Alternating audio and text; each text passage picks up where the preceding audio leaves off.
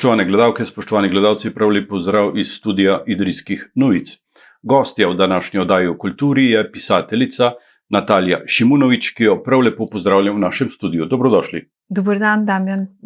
Pozdravljeni tudi vsi poslušalci in gledalci vaše oddaje.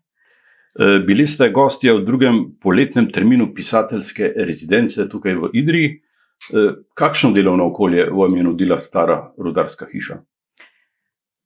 Zahtevno delovno okolje, ker je toliko impulzov, ki jih dnevno lahko prebereš, prejmeš v eni taki stari, dragoceni hiši. Poleg tega pa idrijski dialog se ni ustavil v preteklosti, ne? Tako da je to dnevno posodabljanje, dnevno prilagajanje trenutnemu utripu mesta in potem skupaj z rudarsko hišo je to nekaj pravzaprav zelo zahtevnega za nekoga, ki bi želel strniti misli in nekaj smiselnega, nekaj lepega ustvariti na to vsebino. 3 tedne ste bivali v Idriji, srkali ste tudi ta idrijski vsakdan. Ja. Ponoči sem v knjigah srkala idrijske zapise o Idriji, pričevanja, zgodovinske knjige, sodobno idrijsko literaturo.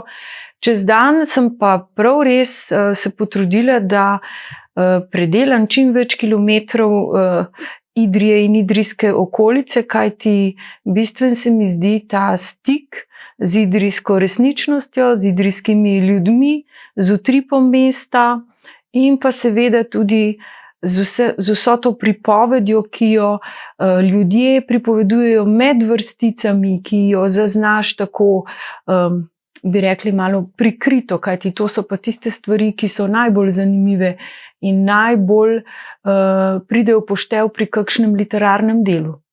Na eni strani torej ta idrijski vsakdan, ta živžav, na drugi strani pa ta spokojnost in mir in tišina, ki vladata v tej stari rudarski hiši pravzaprav.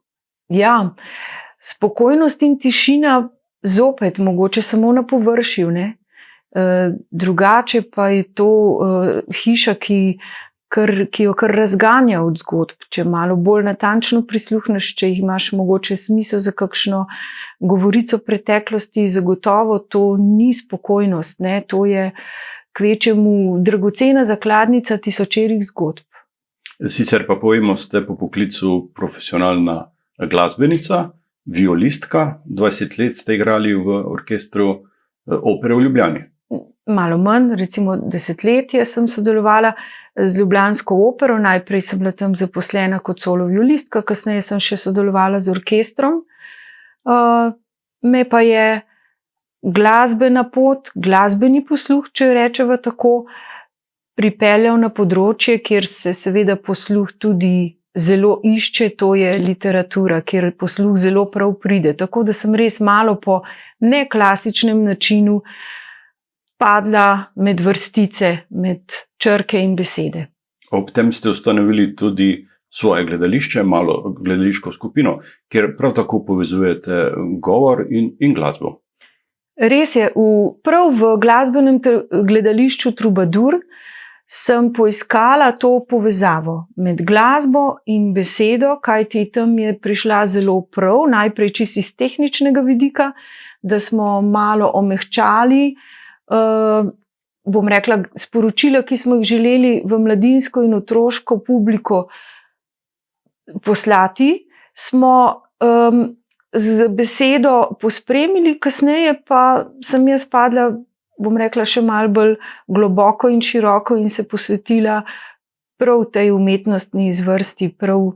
Šla sem še naprej od dramatike, lotila sem se kratkih zgodb, črtic, na pobudo Orlanda Uršiča pa se kasneje spopadla tudi z romanom. Še prej pa je bil en mladinski roman Ajda Vila z obzidja, ta pa je nastal pri Mohorjevi založbi. Sedaj ste zaposleni na glasbeni šoli na Jesenicah kot učiteljica, profesorica. Kako doživljate to vsakodnevno srečevanje z mladino? Zelo uživam v svojem poklicu, tako da mi je vsakodnevno poučevanje violine in ukvarjanje z mladino mi je pravzaprav vsakodnevni izziv.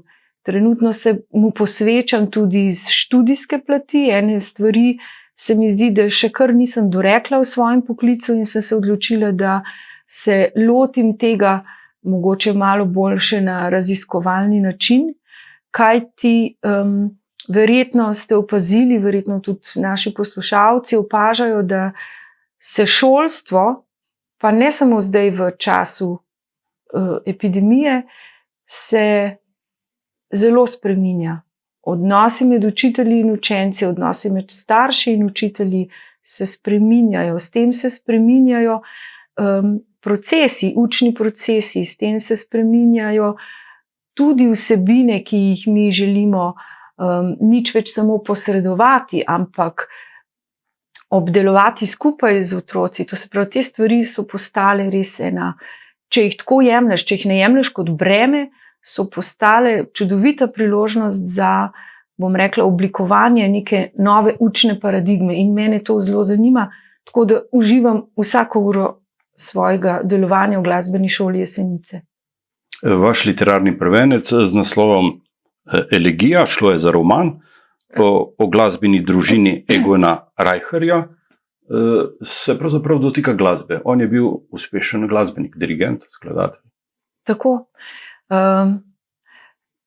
Romaneskni prvenec za mladino je bil Ajda Vila z Obzidja, tudi tista Ajda je igrala flavto, ampak če recimo postavimo tako, kot ste vi rekli, da je pa Elegija prvi poskus za odrasle, romana za odrasle, sem seveda hotela jemati iz varnega okolja zame, ne, ker to pa je glasba, to pa je ukvarjanje z glasbo, to pa je glasba, ki se preko generacij nadaljuje v eni družinski tradiciji. To mi je domače, tukaj sem se čutila, da ne bom kakšnega koraka naredila v kakšno temo in sem se našla v tej temi in mislim,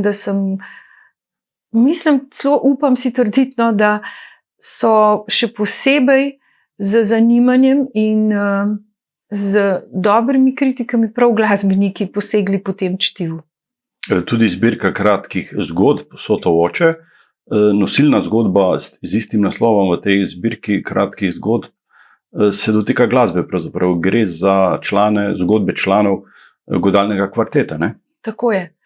Sotovoče je črtica, ki se ukvarja prav s tem, s prikritim dogajanjem, z pritajenim govorjenjem, ne tistim izrečenim, ampak tistim, ki se, bom rekla, z komunikacijo brezbesedno pojavi v enem delovnem okolju 4 ljudi. To je godalni kvartet, ki naj bi bil, bom rekla, višek uglašenosti, dragulj uglašenosti v glasbi, pa vendarle človeške usode, ki se ob tem krešajo, drobijo, rastejo in porajajo, so prikaz življenja lahko, ne? In če ti malo v zakulisje pokukaš v en tak godalni kvartet, če ne gledaš samo na oder, to sem si želela v tej črtici namreč prikazati, potem so stvari lahko precej drugačne kot tista odrska, bom rekla, pesem. In s to črtico sem pravzaprav nagovorila komisijo v Društvu slovenskih pisateljev, mislim, da leta 2015, in mogoče prav ta črtica mi je malo odprla pot na kakšen drug, bom rekla, še v kakšnem v drugi založbi ali pa tako naprej. Na kakšen odziv pa je naletela knjiga, pravzaprav mladinski roman Ajda Vila z Obzidja? Tam nagovarjate pravzaprav mladino. Tako, to je roman o odraščajoči deklici. Po mojih zadnjih podatkih je razprodan, ni bila pa zelo velika naklada. Roman se dotika deklice, ki na nekem križpotju odraščanja pravzaprav ne ve čisto točno, kaj bi počela, kaj bi razvijala pri sebi. Talentirana je,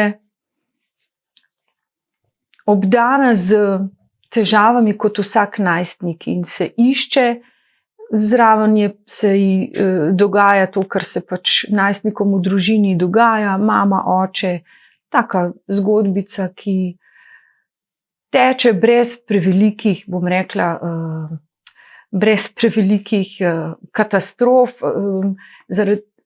prav zaradi tega, ker jo pa obdaja ljubeče družinsko okolje. Povejte nam še kaj o vašem trenutku tukaj in zdaj. Kako napreduje pisanje novega romana?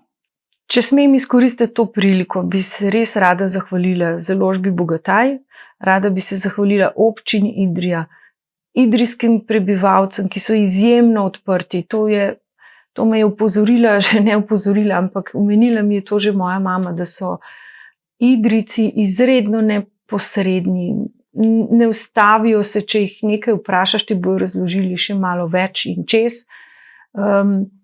Vsekakor so to kraji, ki te pustijo odprtih ust. Tako da sem si tudi jaz vzela trenutek, to je en trenutek v pisanju romana, recimo, da je to en majhen segment, ko sploh poskušam samo piti te vtise, ko se poskušam, ne gre samo za pitje vtisov, gre tukaj roko na srce tudi za del izobrazbe, ki si jo dolžen, bom rekla, dolžen si prehoditi eno spoznavanje kraja, dokumentarno, zato da sploh imaš potem, bom rekla, pravico nekaj o tem pisati in tako naprej. Tukaj je toliko stvari v Idriji, da je že težko najti eno stvar, skozi katero boš izvil, bom rekla, eno osnovno dogajanje. Ne? Že to se je težko odločiti. Ne? K sreči so pa vse zelo medsebojno povezane. Ne? Tako da, če tukaj ne bi bilo tako geoeruptivno okolje, ne bi bilo rudnika. Če rudnika ne bi bilo Klekrc in če Klekrc in tako naprej. Stvari se zelo povezujejo, v simbiozi ena z drugo pa ustvarjajo okolje, ki je tako bogato, da mislim, da prav nihče ne more ostati neprizadet in molčeč ob tem. Tako da moj roman trenutno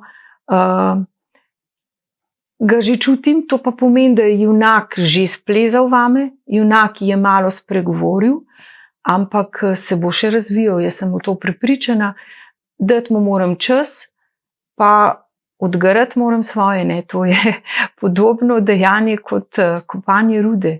Žilo že vidiš, ne, potem jo pa treba razširiti, potem jo je pa treba ven skopati, ne, to pa ne pride samo od sebe, s tem se pa človek potem malo matra, ne, ni druge. Druge ni. Boste to trotedensko bivanje v Idriji pri sebi zapisali kot čas dragocenosti? Nedvomno.